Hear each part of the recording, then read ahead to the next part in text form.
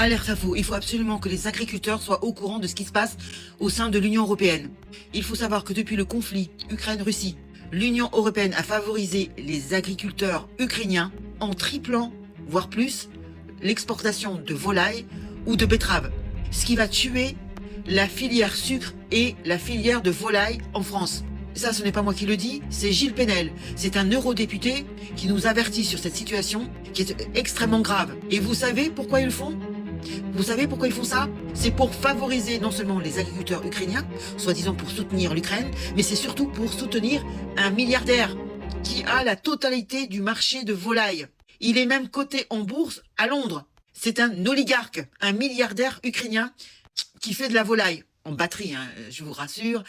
C'est-à-dire que ce sont des poules qui vivent sur un espace grand comme une feuille A4, toute la journée sans jamais voir le soleil, ou picorer un ver de terre. C'est ça qu'on nous importe d'Ukraine et depuis le conflit.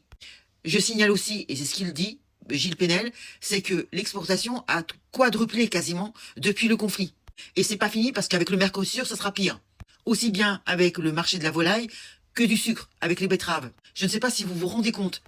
C'est littéralement une concurrence déloyale avec nos agriculteurs français. Ils nous veulent pas du bien. Je peux rien dire sur Tok Tok parce que dès qu'on parle, on se fait striker. Je suis obligé d'utiliser des mots plus ou moins... Enfin, vous avez compris. C'est insupportable. Donc, relayez l'information. Il faut qu'un max de gens soient au courant, surtout les agriculteurs, surtout les paysans français. Je pourrais aller plus loin et dire qu'il faut en sortir, mais on est sur Tok Tok. On peut rien dire. Mais enfin, vous avez compris le courant de ma pensée. C'est vraiment une concurrence déloyale. Tout ça pour favoriser un seul homme. Un milliardaire. Mais c'est un truc de dingue ce qui se passe. On va volontairement saboter la filière volaille et sucre en France pour une personne. Vous avez compris? Je suis obligée d'utiliser des mots tendres, hein, doux. Je pourrais pas dire ce que je pense. Qu'est-ce qu'on dit? On dit bravo. Bravo von der Leyen. Bravo l'Europe. C'est formidable. Quelle très bonne idée. On va défavoriser des milliers d'exploitants pour favoriser une seule personne. Voilà. C'est pas beau? Vous ne me croyez pas? Écoutez ça. Parce que c'est littéralement un scandale. Oui, merci. Nous savions que l'agriculture n'était plus une priorité pour la Commission européenne. Avec ce dossier ukrainien, nous découvrons, mais nous le savions déjà, que la Commission européenne veut détruire l'agriculture française et européenne. Quand j'entends parler d'accords équilibrés, d'accords satisfaisants, mais madame, il faut aller le dire à nos agriculteurs, ça. Il faut aller le dire à nos éleveurs, parce que, je le dis clairement, on se moque du monde. Alors vous avez cité certains chiffres, mais vous en avez évité d'autres. Je reviens sur la filière sucre. L'Ukraine exportait 20 000 tonnes de sucre avant la guerre. Avec votre contrat d'association, ce sera 100 000 tonnes par an. Et il faut ajouter à cela le funeste traité du Mercosur, où on aura des importations de 180 000 tonnes de sucre. On est en train de détruire la filière sucre en France et en Europe. Et je rencontrais récemment des producteurs de betteraves dans le nord de la France qui me disaient qu'ils allaient arrêter la betterave parce qu'ils ne pouvaient pas tenir. Vous n'avez pas parlé de la volaille. 90 000 tonnes avant la guerre, 120 000 tonnes avec le contrat d'association. Là aussi, on est en train de détruire toute une filière.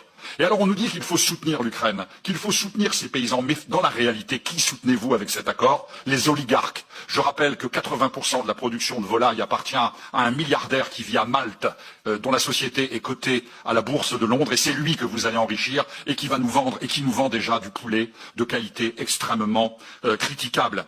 Je rappellerai que certains chiffres, le salaire minimum en Ukraine est de 165 €. Il y a des exploitations de 500 000 hectares. Et vous voulez nous mettre en concurrence avec ces gens-là. C'est criminel. Vous n'écoutez pas nos agriculteurs, vous n'écoutez pas l'opinion publique, et vous osez, devant cette commission agricole, car nous, députés, nous représentons nos agriculteurs, nous dire que c'est un accord satisfaisant et équilibré, c'est scandaleux. Je suppose qu'il s'adressait à von der Leyen. J'en sais pas plus. Vous vous rendez compte, le salaire moyen en Ukraine, c'est 165 €. Hein? Comment voulez-vous qu'on rivalise avec eux? Ils ont des fermes à 500 000 hectares. Comment voulez-vous que nos paysans rivalisent avec ces gens-là? C'est littéralement impossible, et ils le savent. Mais qu'est-ce qui se passe, nom de Dieu? Hein? Qu'est-ce qui se passe? Il faut absolument relayer l'information pour qu'un max de gens, que ça fasse du bouche à oreille, pour que ça vienne aux oreilles des agriculteurs. Certains doivent le savoir déjà, mais enfin, moi j'étais pas au courant qu'il y avait autant de tonnes qu'on exportait d'Ukraine jusqu'en France. Pour la volaille, j'étais à peu près au courant, mais pour le sucre aussi. Alors ça, c'est la première nouvelle, ça. Quelle tristesse. C'est vraiment une catastrophe. Ils veulent vraiment tout saboter, tout détruire. Hein, je prends une voix douce parce que sinon je vais me faire striker, bien sûr. Hein. Allez, bon, allez, je vous dis à très bientôt. Ça me m'écoeure, ça me dégoûte. Je vous embrasse, à bientôt.